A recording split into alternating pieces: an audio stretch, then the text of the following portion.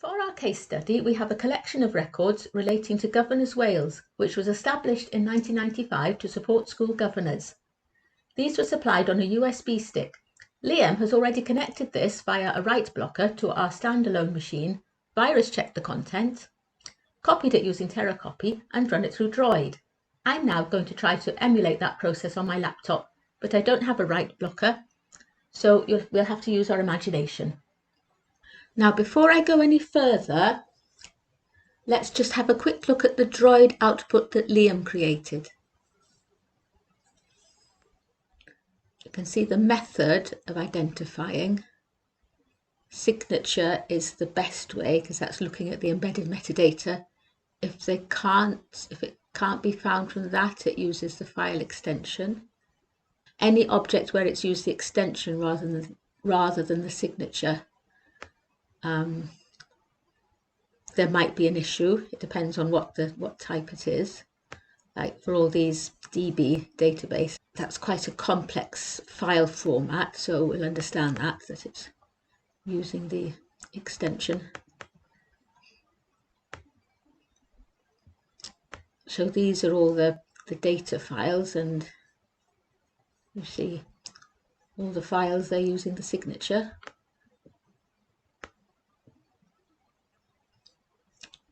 And the docs, because a Microsoft Word document is in fact a container of many different sorts of files, so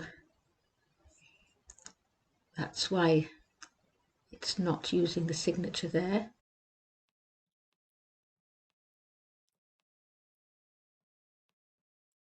So here we have a spreadsheet where it's using the extension. It couldn't identify it from the embedded metadata, so it's used the extension there. Other types of metadata we have: last modified,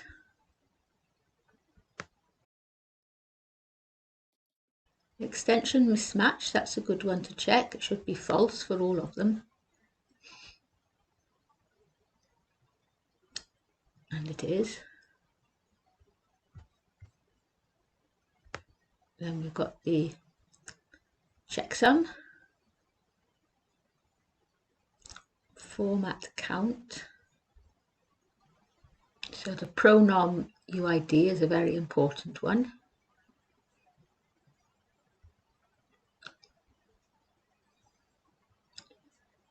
And the format version.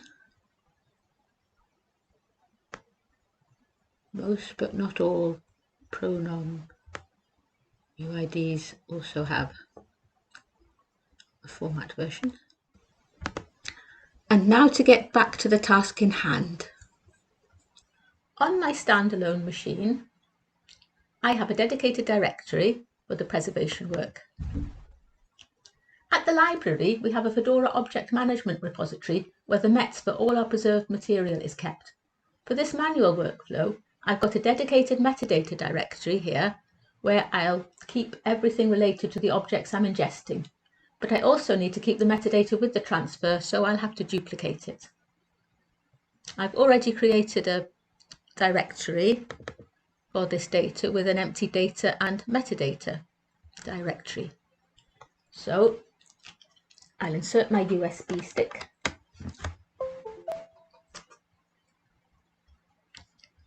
Immediately invites me to scan it, so of course I will.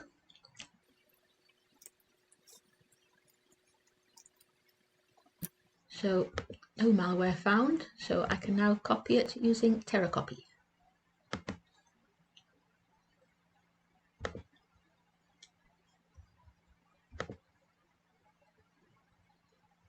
So the target will be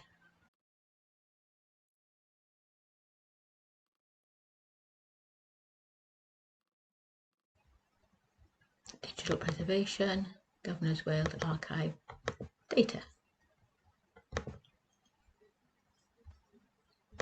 Copy,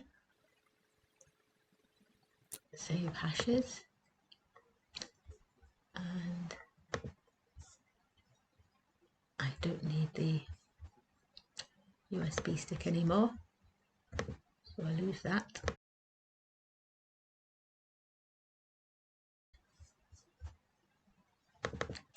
So now we have the data all there and the checksum. Actually, if I open a notepad, it will be easier to read.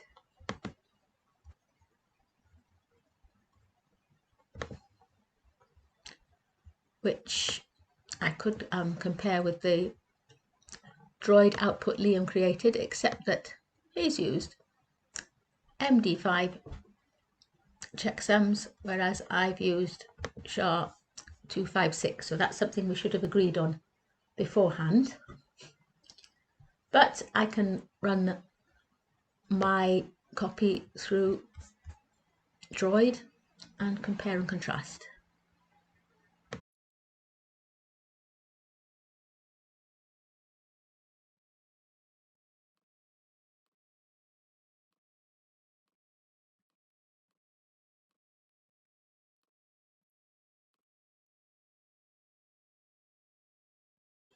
And if I export this as a CVS file in the metadata directory, one of the metadata directories,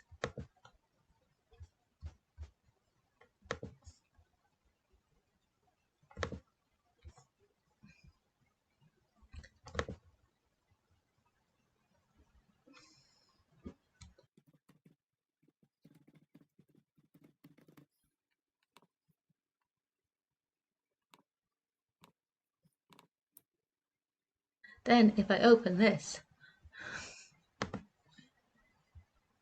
in a spreadsheet,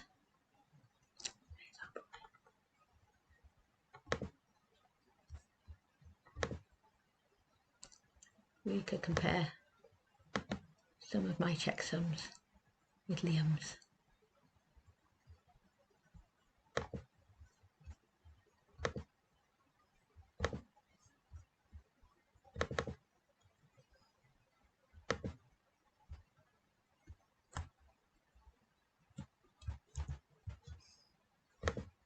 So we've got at least one of them right. I'll just randomly select another to look at. All very scientific.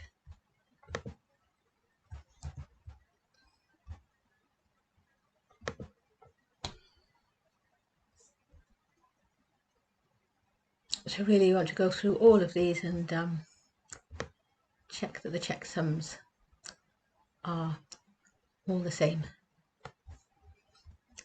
We also want to run fixity through all these.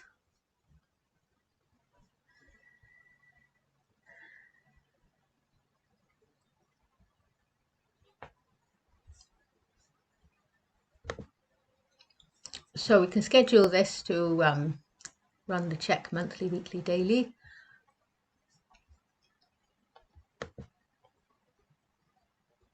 It's already got my file path. And in the preferences, I've changed the report location to the metadata directory, because the default is to your documents directory.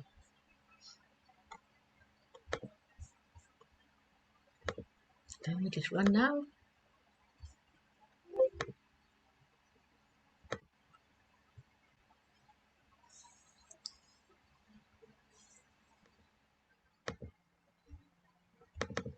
Here's our fixity reports.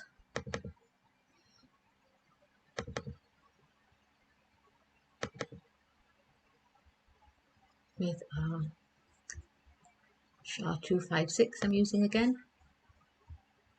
Remember, we must agree on the checksums we're using. So the remaining thing we need to do is validate using Jove.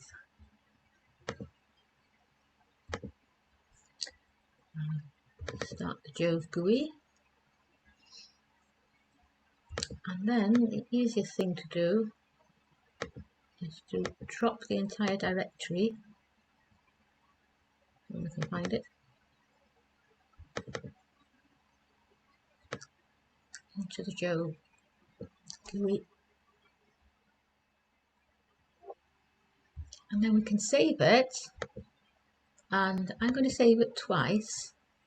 Once with the text output handler. I've got to put it in the right place, of course.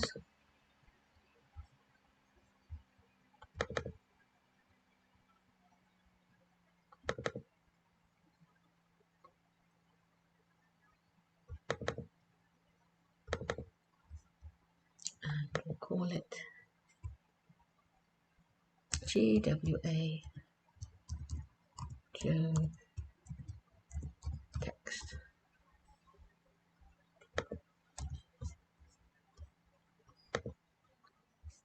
Then I'll save it again,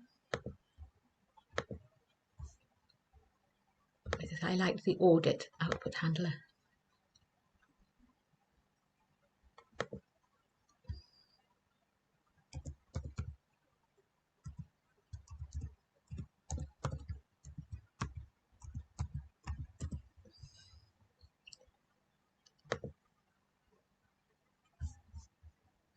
That's all we need Joe for the moment.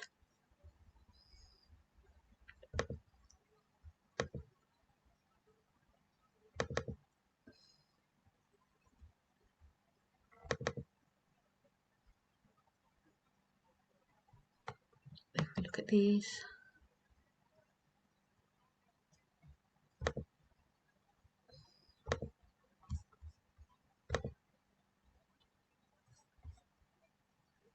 the audit just has a useful summary of the MIME types and the total number of files. So we can see we've got 37 application octet streams. Those are Microsoft Word documents. 36 PDFs, 4 plain text, I think those are RTFs. And, oh yes, of course, I think there's a TIFF, which is its identifying as an application octet stream too. And just one slightly useful thing I find is to open the text handler in a web browser, because then it's easy to search for the term well formed, which you want them all to be, and there are 77 matches and we've got 77 files, so that means they've all passed. The last thing I have to do is to tidy up all these metadata files, put them in the right place.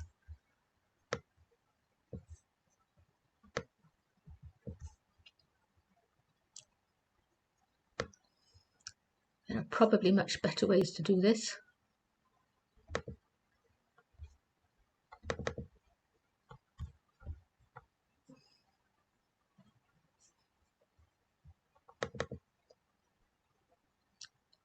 So if I put my Fixity reports in there,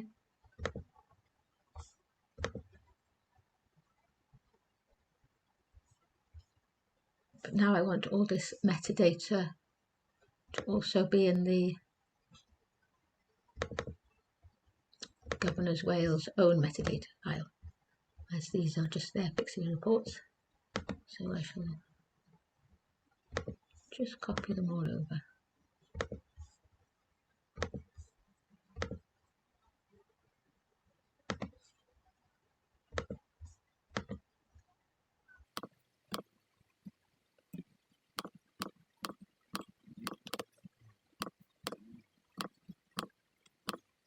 So now we've got through to validation of our data. Now I'm going to try putting the same collection through our Archivematica workflow. This collection has already been catalogued, so we treat it as an internal ingest. I just have to find it first.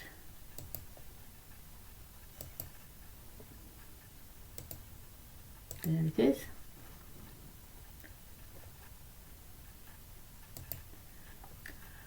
We use the MMS ID as the second part of the name so that Archivematica can identify it and extract the existing ALMA record rather than attempting to create a new one.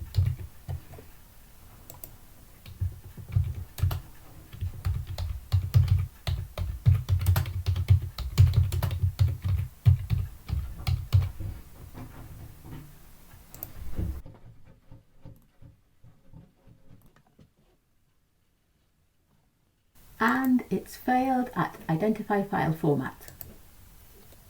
Our preferred tool, Siegfried, couldn't identify the files in the system volume information directory, and also this spreadsheet, expenditure 10/11 monthly. I'll run the spreadsheet through Siegfried to get the actual output. So you see it couldn't identify the actual pronom ID.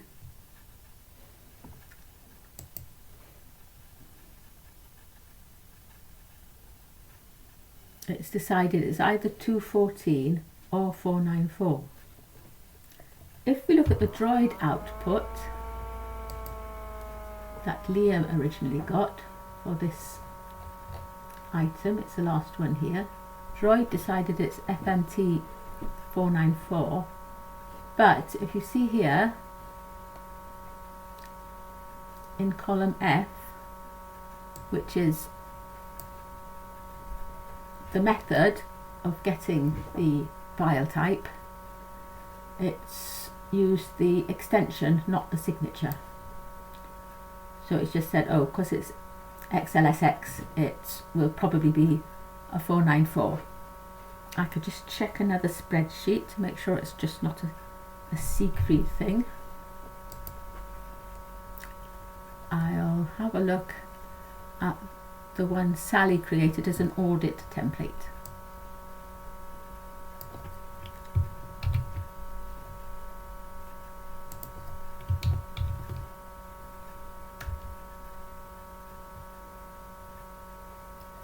As you see, it had no problem finding the pronom ID here and exactly what it is. Before we attempt a live ingest of this collection, we'll have to have a discussion with the depositor about this file. But if we just have a look at it, there's nothing here marked as restricted or sensitive.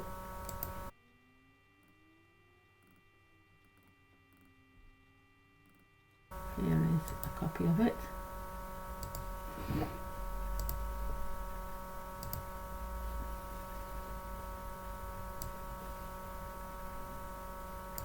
It doesn't seem to have anything very important in it, so I don't suppose it's of any use to anyone, but that's not for me to decide. But files prefixed with a tilde sign, like that, are usually temporary copies, so I don't think this was meant to be here anyway, and for this demo I'm just going to lose it. So I'll just remove it from the directory.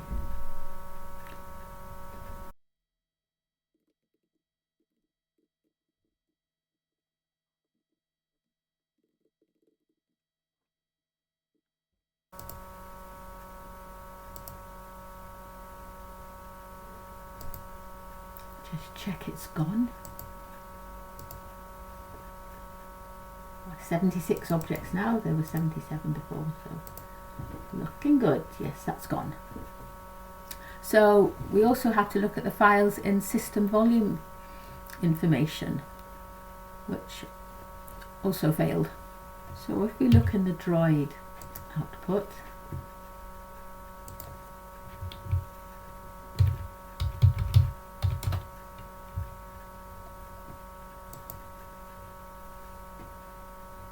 here they are.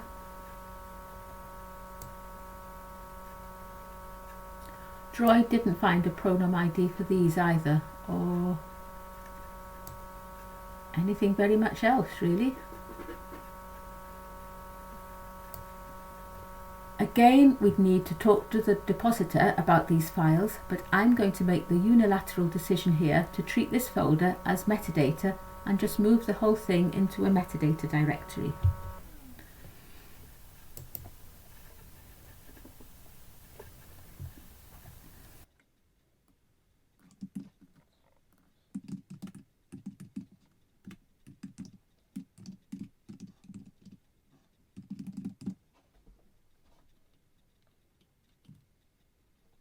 The directory. Now I'll move the system volume information directory into it.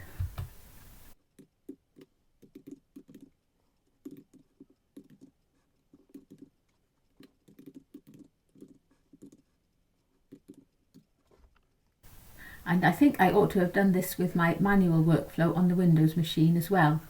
But again, I ought to discuss it with the depositor first. So now I've made those changes, I'll try running it through again. Just see if the changes have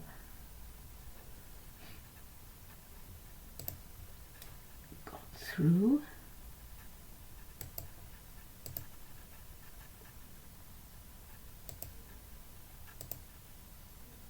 There we are, we have our metadata folder now.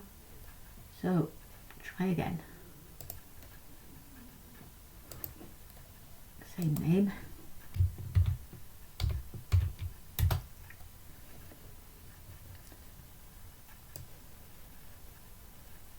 Same MMS ID.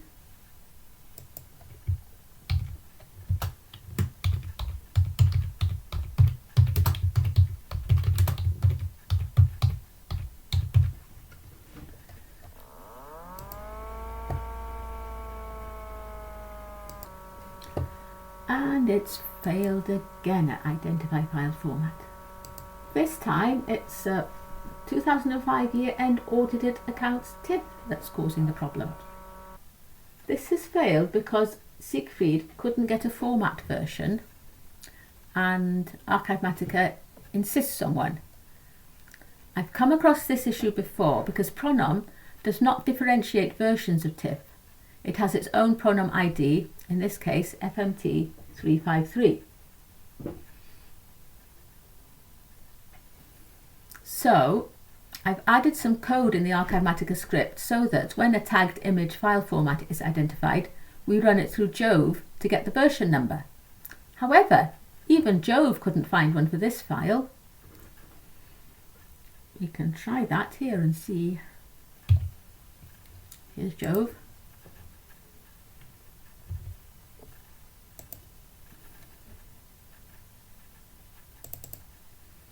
Here's the file.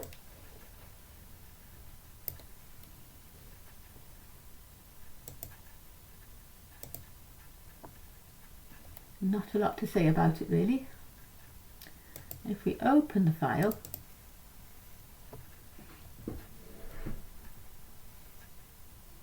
we can see it's a photograph of a paper document because presumably in 2005 they weren't creating digital documents, or at least not saving them.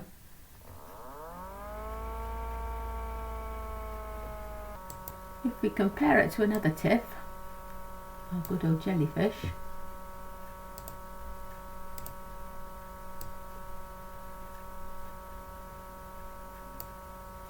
you can see we've got the format TIFF and the version, but our little TIFF doesn't have either of those.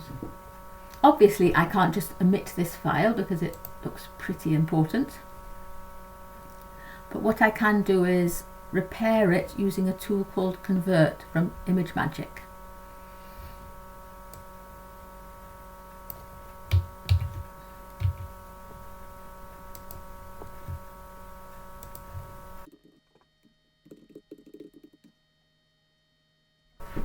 That should have done the trick. It should have produced the required metadata without affecting the look of the file at all. Hopefully. Now we should be able to get somewhere in Archivematica.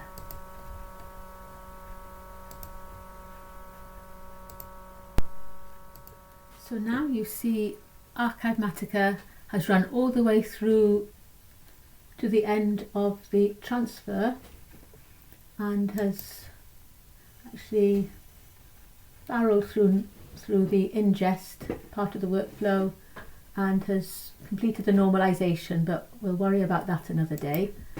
But we can, if we look in the events table, of Archivematica's database, we can look at the events for just one of the identified items.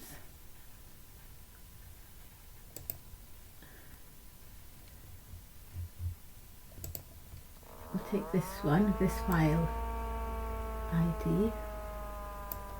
We can look at all the events that have been created with just this one file. So the first one is ingestion, which happens right at the start,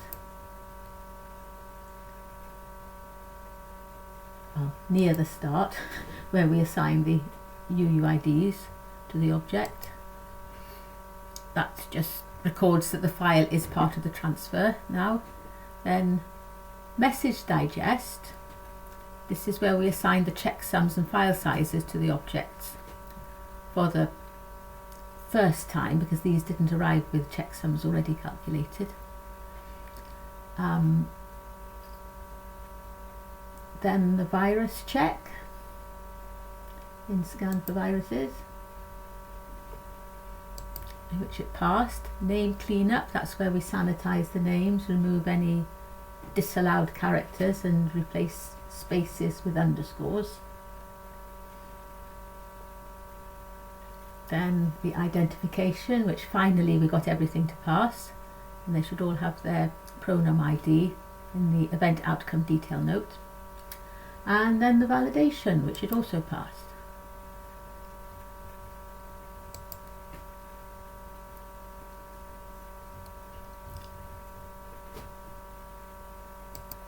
If Archivematica had received this collection in the Bagot format, it would already have had checksums and file sizes in the metadata of the bag.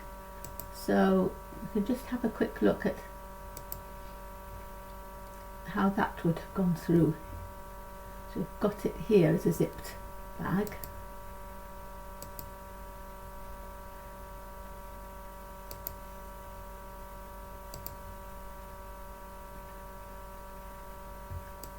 Still have to call it by its MMS ID, because we don't want to create a new ALMA record for it.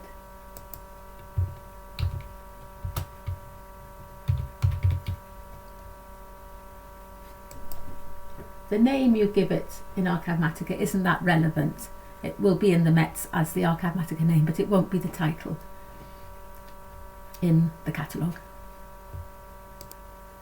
So you can see here, after assigning the checksums and file sizes to the objects, it goes through the verify bag and restructure for compliance, which actually checks the checksums and file sizes that were in the metadata files in the Bagot directory with the ones it's just created, and if there was any difference between those two, it would fail there.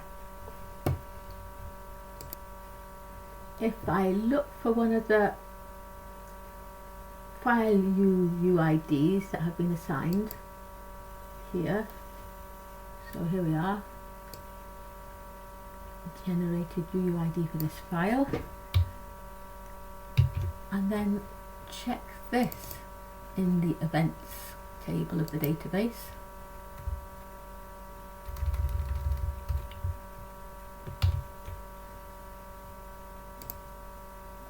You see, it's also done a fixity check. From the Bagot modules method, verify payload manifests. So, I had a few problems getting this collection through Archivematica, which I didn't pick up doing the tasks manually. This is partly because the library has pretty high standards for collections.